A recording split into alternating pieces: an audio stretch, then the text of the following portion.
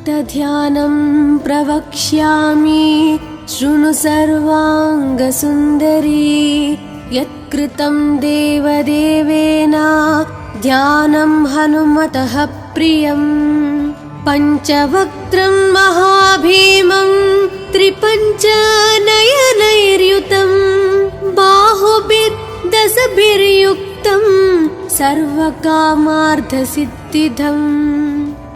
पूर्वं तु वानरं वक्त्रं कोटिसूर्यसमप्रभं दंष्ट्राकरालवदनं भ्रुकुटीकुटिलेक्षणम्। अस्यैव दक्षिणं वक्त्रं नारसिंहं महाद्भुतम् अत्युग्रतेजवपुषं भीषणं भयनाशनम्। पश्चिमं गारुडं वक्त्रं वक्रतुण्डं महाबलं सर्वनागाप्रशमनं विषभूतादिकृन्तनम्। उत्तरं सौकरं वक्त्रं कृष्णं दीप्तं नभोपमं पातालसिंहवेताल ज्वररोगादिकृन्तनम्। ऊर्ध्वं हयाननं घोरं दानवान्तकरं परम् येन वक्त्रेण विप्रेन्द्र तारकख्यं महासुरम्।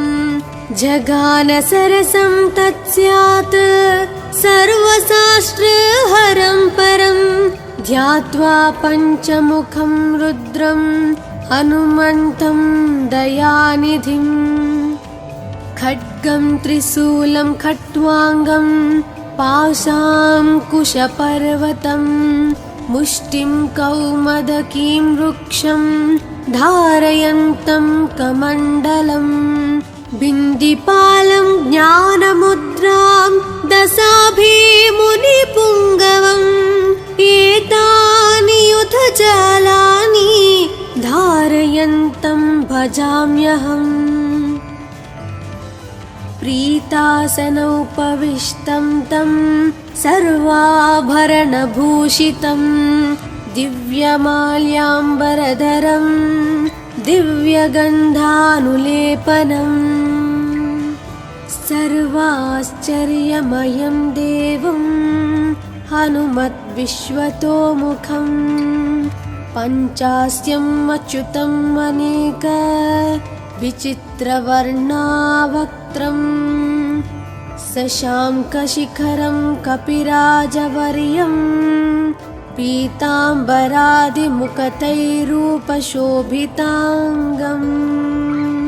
पिङ्गाक्षम् आद्यम् अनिशं मनसा स्मरामि। मर्कतीशं महोत्साहं सर्वाश्रुहरं परं शत्रुसंहार मां रक्ष श्रीमन्नापडनुद्धर। ॐ हरिमरकटमरकटमन्त्रमिदं परिलिख्यति लिख्यति वामतले यदि नश्यति नश्यति शत्रुकलां यदि मुञ्चति मुञ्चति वामलता। इदं कवचं पठित्वात् महाकवच पठे नरः एकवारं जपे स्तोत्रं सर्वशत्रुनिवारणम्। द्विवारं तु पठे नित्यं पुत्रपौत्राप्रवर्धनम्। त्रिवारं च पठे नित्यं सर्वसमाप्तकरं शुभम्। चतुर्वारं पठे नित्यं सर्वरोगनिवारणम्। पञ्चवारं पठे नित्यं सर्वलोकवशङ्करम्। षड्वारं च पठे नित्यं सर्वदेवावशङ्करम्। सप्तवारं पठे नित्यं सर्वसौभाग्यदायकम्। अष्टवारं पठे नित्यं मिष्टकामार्थसिद्धिदं नववारं पठे नित्यं राजभोगमवाप्नुयात् दशवारं पठे नित्यं त्रैलोक्यज्ञानदर्शनं रुद्रावृत्तिं पठे नित्यं सर्वसिद्धिर्भवेर्ध्रुवम् अत ध्यानं प्रवक्ष्यामि शृणु सर्वाङ्गसुन्दरी यत्कृतं देवदेवेन ध्यानं हनुमतः प्रियं पञ्चवक्त्रं महाभीमं त्रिपञ्चनयनैर्युतं बाहुभिर्दशभिर्युक्तं सर्वकामार्थसिद्धिदम् पूर्वं तु वानरं वक्त्रं कोटिसूर्यसमप्रभं दंष्ट्राकरालवदनं भ्रुकुटीकुटिलेक्षणम् अस्यैव दक्षिणं वक्त्रं नारसिंहं महाद्भुतम् अत्युग्रतेजवपुषं भीषणं भयनाशनम् पश्चिमं गारुडं वक्त्रं वक्रतुण्डं महाबलं सर्वनागाप्रशमनं विषभूतादिकृन्तनम् उत्तरं सौकरं वक्त्रं कृष्णं दीप्तं नभोपमं पातालसिंहवेताल ज्वररोगादिकृन्तनम् ऊर्ध्वं हयाननं घोरं दानवान्तकरं परं येन वक्त्रेण विप्रेन्द्र तारकख्यं महासुरं जगानसरसं तत्स्यात् सर्वशास्त्रहरं परं ध्यात्वा पञ्चमुखं रुद्रं हनुमन्तं दयानिधिम् खड्गं त्रिशूलं खट्वाङ्गं पाशाङ्कुशपर्वतं मुष्टिं कौमदकीं वृक्षं धारयन्तं कमण्डलं बिन्दिपालं ज्ञानमुद्रां दशाभिमुनिपुङ्गवम् एतानि युधजालानि धारयन्तं भजाम्यहम्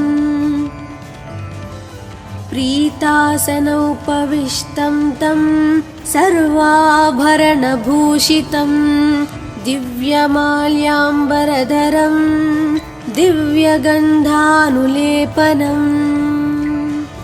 सर्वाश्चर्यमयं देवं हनुमद्विश्वतोमुखं पञ्चास्यम् अच्युतम् अनेक विचित्रवर्णावक्त्रं शशाङ्कशिखरं कपिराजवर्यं पीताम्बरादिमुखतैरूपशोभिताङ्गं पिङ्गाक्षम् आद्यम् अनिशं मनसा स्मरामि मर्कतीशं महोत्साहं सर्वाश्रुहरं परं शत्रुसंहार मां रक्ष श्रीमन्नापडनुद्धर ॐ हरिमरकटमरकटमन्त्रमिदं परिलिख्यति लिख्यति वामतले यदि नश्यति नश्यति शत्रुकलां यदि मुञ्चति मुञ्चति वामलता इदं कवचं पठित्वात् महाकवच पठे नरः एकवारं जपे स्तोत्रं सर्वशत्रुनिवारणं द्विवारं तु पठे नित्यं पुत्रपौत्राप्रवर्धनं त्रिवारं च पठे नित्यं सर्वसमाप्तकरं शुभम् चतुर्वारं पठे नित्यं सर्वरोगनिवारणं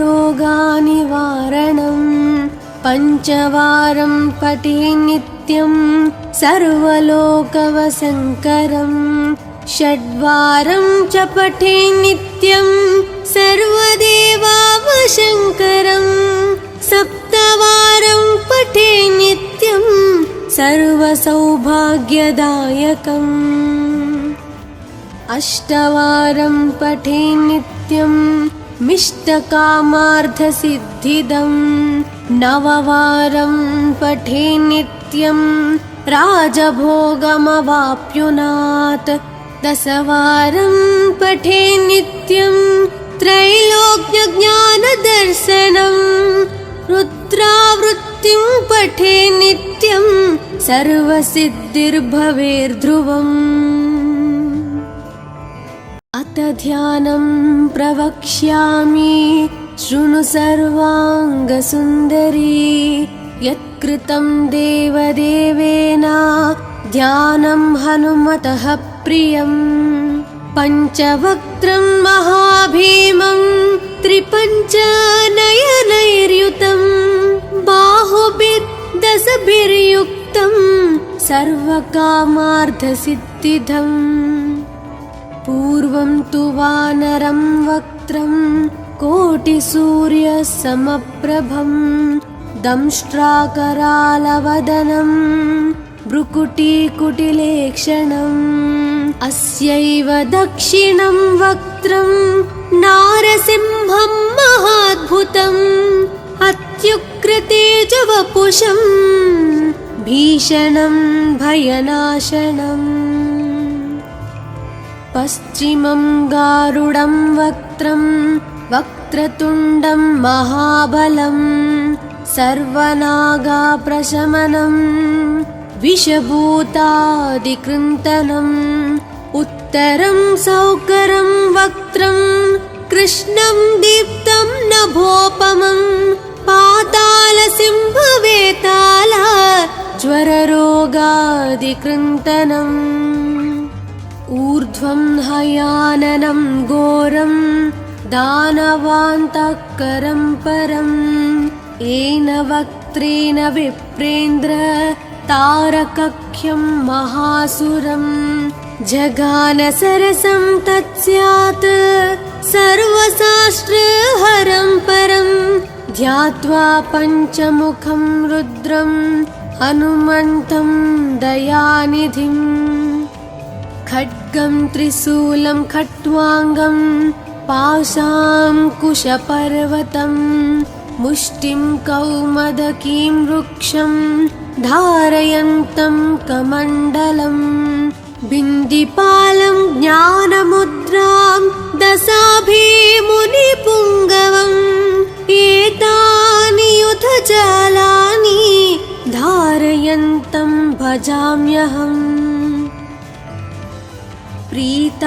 प्रीतासनोपविष्टं तं सर्वाभरणभूषितं दिव्यमाल्याम्बरधरं दिव्यगन्धानुलेपनम् सर्वाश्चर्यमयं देवं हनुमद्विश्वतोमुखम् पञ्चास्यम् अच्युतम् अनेक विचित्रवर्णावक्त्रम् शशाङ्कशिखरं कपिराजवर्यं पीताम्बरादिमुखतैरूपशोभिताङ्गम् पिङ्गाक्षम् आद्यम् अनिशं मनसा स्मरामि मर्कतीशं महोत्साहं सर्वाश्रुहरं परं शत्रुसंहार मां रक्ष श्रीमन्नापडनुद्धर ॐ हरिमरकटमरकटमन्त्रमिदं परिलिख्यति लिख्यति वामतले यदि नश्यति नश्यति शत्रुकलां यदि मुञ्चति मुञ्चति वामलता इदं कवचं पठित्वात् महाकवच पठे नरः एकवारं जपे स्तोत्रं सर्वशत्रुनिवारणं द्विवारं तु पठे नित्यं पुत्रपौत्राप्रवर्धनं त्रिवारं च पठे नित्यं सर्वसमाप्तकरं शुभम् चतुर्वारं पठे नित्यं सर्वरोगनिवारणं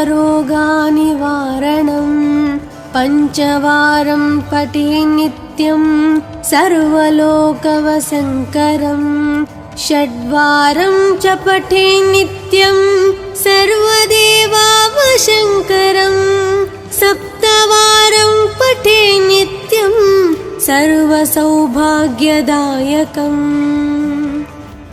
अष्टवारं पठे नित्यं मिष्टकामार्थसिद्धिदं नववारं पठे नित्यं राजभोगमवाप्नुयात् दशवारं पठे नित्यं त्रैलोक्यज्ञानदर्शनं रुद्रावृत्तिं पठे नित्यं सर्वसिद्धिर्भवेर्ध्रुवम् अथ ध्यानं प्रवक्ष्यामि शृणु सर्वाङ्गसुन्दरी यत्कृतं देवदेवेन ध्यानं हनुमतः प्रियं पञ्चवक्त्रं महाभीमं त्रिपञ्चनयनैर्युतं बाहुभिर्दशभिर्युक्तं सर्वकामार्थसिद्धिदम् पूर्वं तु वानरं वक्त्रं कोटिसूर्यसमप्रभं दंष्ट्राकरालवदनं भ्रुकुटीकुटिलेक्षणम् अस्यैव दक्षिणं वक्त्रं नारसिंहं महाद्भुतम् अत्युग्रतेजवपुषं भीषणं भयनाशनम् पश्चिमं गारुडं वक्त्रं वक्रतुण्डं महाबलं सर्वनागाप्रशमनं विषभूतादिकृन्तनम् उत्तरं सौकरं वक्त्रं कृष्णं दीप्तं नभोपमं पातालसिंहवेताल ज्वररोगादिकृन्तनम् ऊर्ध्वं हयाननं घोरं दानवान्तकरं परं येन वक्त्रेण विप्रेन्द्र तारकख्यं महासुरं जगानसरसं तत्स्यात् सर्वशास्त्रहरं परं ध्यात्वा पञ्चमुखं रुद्रं हनुमन्तं दयानिधिम् खड्गं त्रिशूलं खट्वाङ्गं पाशाङ्कुशपर्वतं मुष्टिं कौमदकीं वृक्षं धारयन्तं कमण्डलं बिन्दिपालं ज्ञानमुद्रां दशाभिमुनिपुङ्गवम् एतानि युधजालानि धारयन्तं भजाम्यहम् प्रीतासनोपविष्टं तं सर्वाभरणभूषितं दिव्यमाल्याम्बरधरं दिव्यगन्धानुलेपनं सर्वाश्चर्यमयं देवं हनुमद्विश्वतोमुखं पञ्चास्यम् अच्युतम् अनेक विचित्रवर्णावक्त्रं शशाङ्कशिखरं कपिराजवर्यं पीताम्बरादिमुखतैरूपशोभिताङ्गं पिङ्गाक्षम् आद्यम् अनिशं मनसा स्मरामि। मर्कतीशं महोत्साहं सर्वाश्रुहरं परं शत्रुसंहार मां रक्ष श्रीमन्नापडनुद्धर। ॐ हरिमरकटमरकटमन्त्रमिदं परिलिख्यति लिख्यति वामतले यदि नश्यति नश्यति शत्रुकलां यदि मुञ्चति मुञ्चति वामलता। इदं कवचं पठित्वात् महाकवच पठे नरः। एकवारं जपे स्तोत्रं सर्वशत्रुनिवारणं। द्विवारं तु पठे नित्यं पुत्रपौत्राप्रवर्धनं। त्रिवारं च पठे नित्यं सर्वसमाप्तकरं शुभम्। चतुर्वारं पठे नित्यं सर्वरोगनिवारणं। पञ्चवारं पठे नित्यं सर्वलोकवशङ्करं। षड्वारं च पठे नित्यं सर्वदेवावशङ्करं। सप्तवारं पठे नित्यं सर्वसौभाग्यदायकम्। अष्टवारं पठे नित्यं मिष्टकामार्थसिद्धिदम्। नववारं पठे नित्यं राजभोगमवाप्नुयात्। दशवारं पठे नित्यं त्रैलोक्यज्ञानदर्शनं। रुद्रावृत्तिं पठे नित्यं सर्वसिद्धिर्भवेर्ध्रुवम्। अथ ध्यानं प्रवक्ष्यामि शृणु सर्वाङ्गसुन्दरी। यत्कृतं देवदेवेन ध्यानं हनुमतः प्रियम्। पञ्चवक्त्रं महाभीमं त्रिपञ्चनयनैर्युतं। बाहुभिर्दशभिर्युक्तं सर्वकामार्थसिद्धिदम्। पूर्वं तु वानरं वक्त्रं कोटिसूर्यसमप्रभं। दंष्ट्राकरालवदनं भ्रुकुटीकुटिलेक्षणम्। अस्यैव दक्षिणं वक्त्रं नारसिंहं महाद्भुतम्। अत्युग्रतेजवपुषं भीषणं भयनाशनम्। पश्चिमं गारुडं वक्त्रं वक्रतुण्डं महाबलं। सर्वनागाप्रशमनं विषभूतादिकृन्तनम्। उत्तरं सौकरं वक्त्रं कृष्णं दीप्तं नभोपमं। पातालसिंहवेताल ज्वररोगादिकृन्तनम्। ऊर्ध्वं हयाननं घोरं दानवान्तकरं परम्। येन वक्त्रेण विप्रेन्द्र तारकख्यं महासुरं। जगानसरसं तत्स्यात् सर्वशास्त्रहरं परं। ध्यात्वा पञ्चमुखं रुद्रं हनुमन्तं दयानिधिम्। खड्गं त्रिशूलं खट्वाङ्गं पाशाङ्कुशपर्वतं। मुष्टिं कौमदकीं वृक्षं धारयन्तं कमण्डलम्। बिन्दिपालं ज्ञानमुद्रां दशाभिमुनिपुङ्गवम्।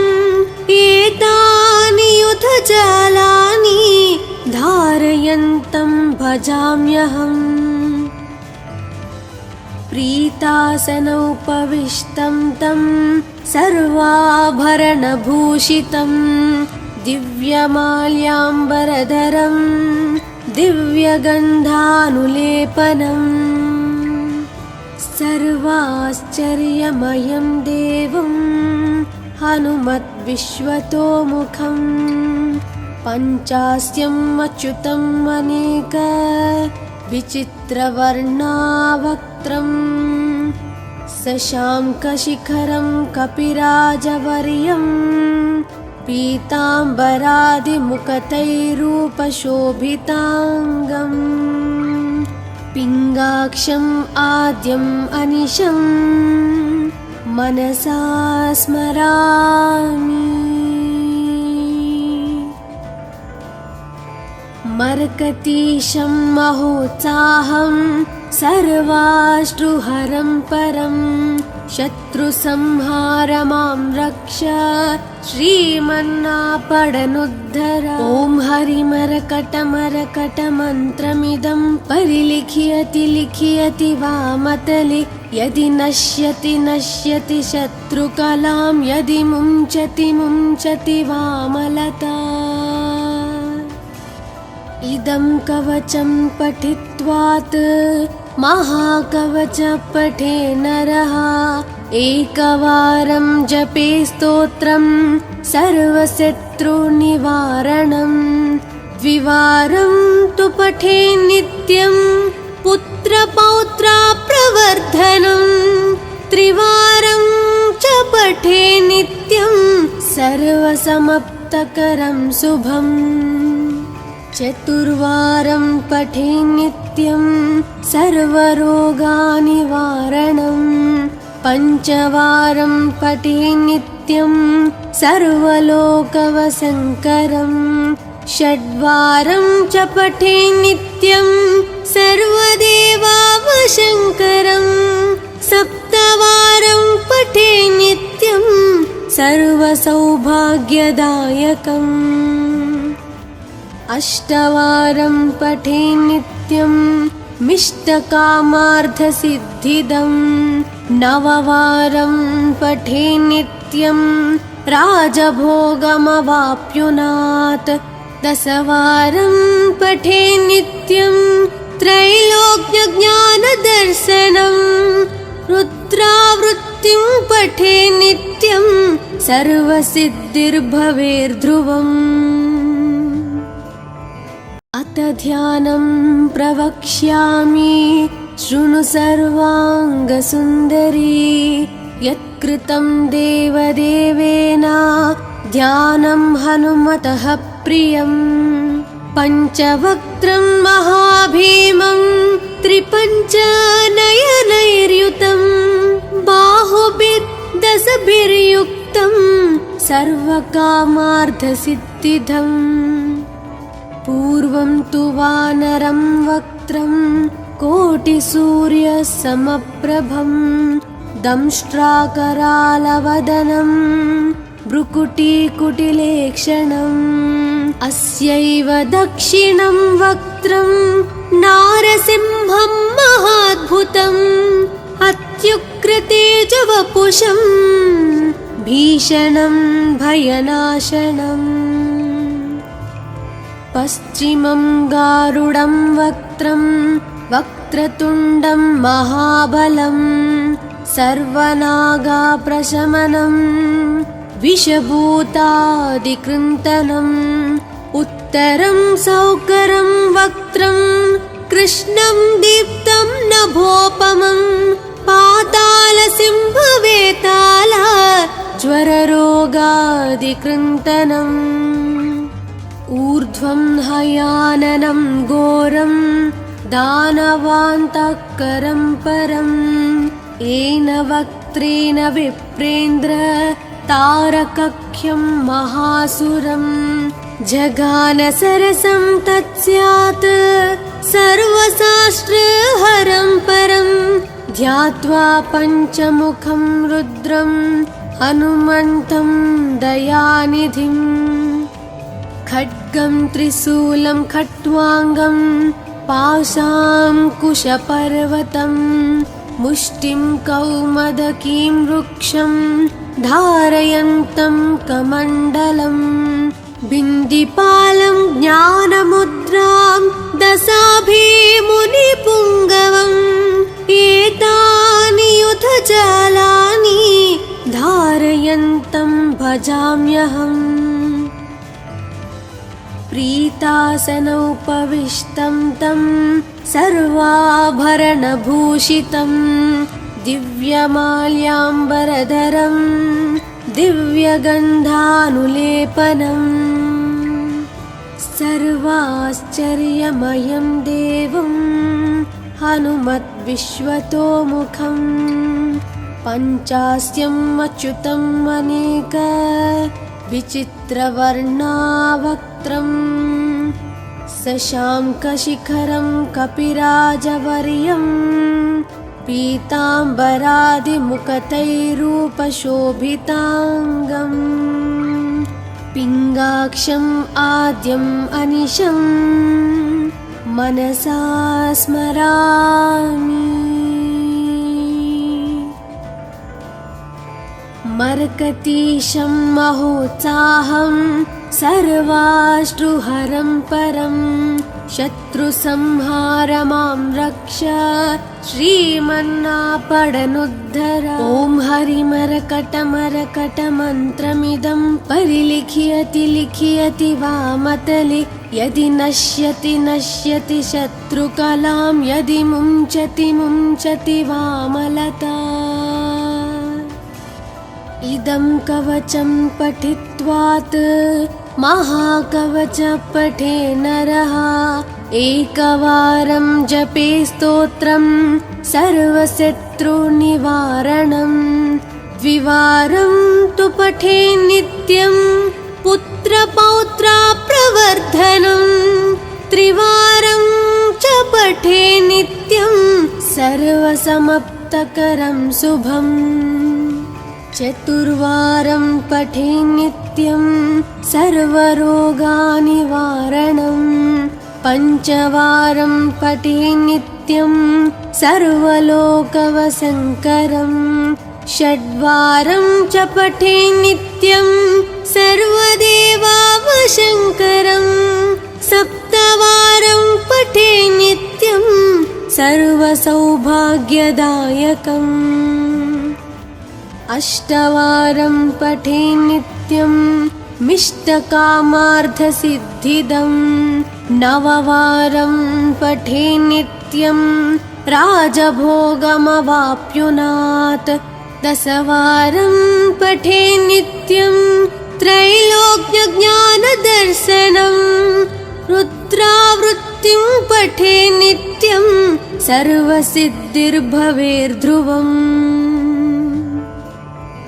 अथ ध्यानं प्रवक्ष्यामि शृणु सर्वाङ्गसुन्दरी यत्कृतं देवदेवेन ध्यानं हनुमतः प्रियं पञ्चवक्त्रं महाभीमं त्रिपञ्चनयनैर्युतं बाहुभिर्दशभिर्युक्तं सर्वकामार्थसिद्धिदम् पूर्वं तु वानरं वक्त्रं कोटिसूर्यसमप्रभं दंष्ट्राकरालवदनं भ्रुकुटीकुटिलेक्षणम् अस्यैव दक्षिणं वक्त्रं नारसिंहं महाद्भुतम् अत्युग्रतेजवपुषं भीषणं भयनाशनम् पश्चिमं गारुडं वक्त्रं वक्रतुण्डं महाबलं सर्वनागाप्रशमनं विषभूतादिकृन्तनम् उत्तरं सौकरं वक्त्रं कृष्णं दीप्तं नभोपमं पातालसिंहवेताल ज्वररोगादिकृन्तनम् ऊर्ध्वं हयाननं घोरं दानवान्तकरं परं येन वक्त्रेण विप्रेन्द्र तारकख्यं महासुरं जगानसरसं तत्स्यात् सर्वशास्त्रहरं परं ध्यात्वा पञ्चमुखं रुद्रं हनुमन्तं दयानिधिम् खड्गं त्रिशूलं खट्वाङ्गं पाशाङ्कुशपर्वतं मुष्टिं कौमदकीं वृक्षं धारयन्तं कमण्डलं बिन्दिपालं ज्ञानमुद्रां दशाभिमुनिपुङ्गवम् एतानि युधजालानि धारयन्तं भजाम्यहम् प्रीतासनोपविष्टं तं सर्वाभरणभूषितं दिव्यमाल्याम्बरधरं दिव्यगन्धानुलेपनम् सर्वाश्चर्यमयं देवं हनुमद्विश्वतोमुखम् पञ्चास्यम् अच्युतम् अनेक विचित्रवर्णावक्त्रम् शशाङ्कशिखरं कपिराजवर्यं पीताम्बरादिमुखतैरूपशोभिताङ्गम् पिङ्गाक्षम् आद्यम् अनिशम् मनसा स्मरामि। मर्कतीशं महोत्साहं सर्वाश्रुहरं परं शत्रुसंहारमां रक्ष श्रीमन्नापडनुद्धर। ॐ हरिमरकटमरकटमन्त्रमिदं परिलिख्यति लिख्यति वामतले यदि नश्यति नश्यति शत्रुकलां यदि मुञ्चति मुञ्चति वामलता। इदं कवचं पठित्वात् महाकवच पठे नरः एकवारं जपे स्तोत्रं सर्वशत्रुनिवारणं द्विवारं तु पठे नित्यं पुत्रपौत्राप्रवर्धनं त्रिवारं च पठे नित्यं सर्वसमाप्तकरं शुभम् चतुर्वारं पठे नित्यं सर्वरोगनिवारणं पञ्चवारं पठे नित्यं सर्वलोकवशङ्करं षड्वारं च पठे नित्यं सर्वदेवावशङ्करं सप्तवारं पठे नित्यं सर्वसौभाग्यदायकम् अष्टवारं पठे नित्यं मिष्टकामार्थसिद्धिदं नववारं पठे नित्यं राजभोगमवाप्नुयात् दशवारं पठे नित्यं त्रैलोक्यज्ञानदर्शनं रुद्रावृत्तिं पठे नित्यं सर्वसिद्धिर्भवेर्ध्रुवम्।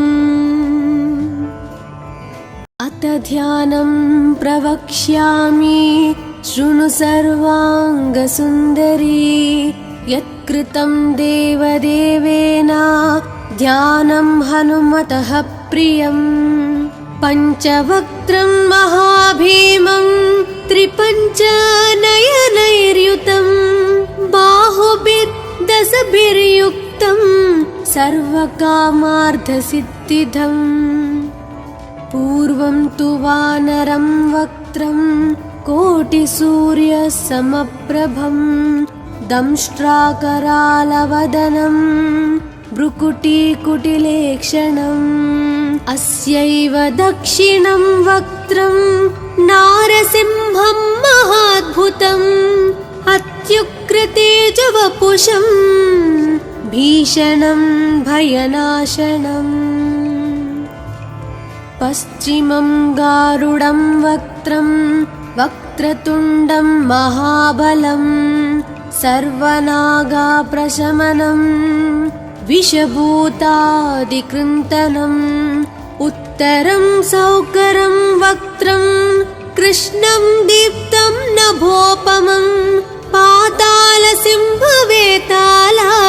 ज्वररोगादिकृन्तनम् ऊर्ध्वं हयाननं घोरं दानवान्तकरं परं येन वक्त्रेण विप्रेन्द्र तारकख्यं महासुरं जगानसरसं तत्स्यात् सर्वशास्त्रहरं परं ध्यात्वा पञ्चमुखं रुद्रं हनुमन्तं दयानिधिम् खड्गं त्रिशूलं खट्वाङ्गं पाशाङ्कुशपर्वतं मुष्टिं कौमदकीं वृक्षं धारयन्तं कमण्डलं बिन्दिपालं ज्ञानमुद्रां दशाभिमुनिपुङ्गवम् एतानि युधजालानि धारयन्तं भजाम्यहम् प्रीतासनोपविष्टं तं सर्वाभरणभूषितं दिव्यमाल्याम्बरधरं दिव्यगन्धानुलेपनम् सर्वाश्चर्यमयं देवं हनुमद्विश्वतोमुखम् पञ्चास्यम् अच्युतम् अनेक विचित्रवर्णावक्त्रम् शशाङ्कशिखरं कपिराजवर्यं पीताम्बरादिमुखतैरूपशोभिताङ्गम् पिङ्गाक्षम् आद्यम् अनिशम् मनसा स्मरामि मर्कतीशं महोत्साहं सर्वाश्रुहरं परं शत्रुसंहारमां रक्ष श्रीमन्नापडनुद्धर ॐ हरिमरकटमरकटमन्त्रमिदं परिलिख्यति लिख्यति वामतले यदि नश्यति नश्यति शत्रुकलां यदि मुञ्चति मुञ्चति वामलता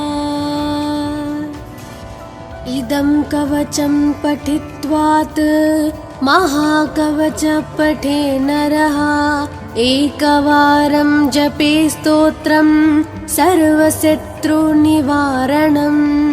द्विवारं तु पठे नित्यं पुत्रपौत्राप्रवर्धनं त्रिवारं च पठे नित्यं सर्वसमाप्तकरं शुभम् चतुर्वारं पठे नित्यं सर्वरोगनिवारणं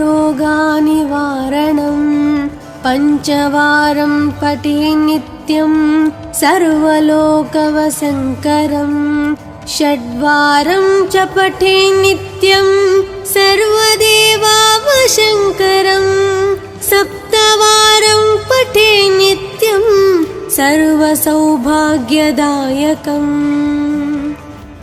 अष्टवारं पठे नित्यं मिष्टकामार्थसिद्धिदं नववारं पठे नित्यं राजभोगमवाप्नुयात् दशवारं पठे नित्यं त्रैलोक्यज्ञानदर्शनं रुद्रावृत्तिं पठे नित्यं सर्वसिद्धिर्भवेर्ध्रुवम्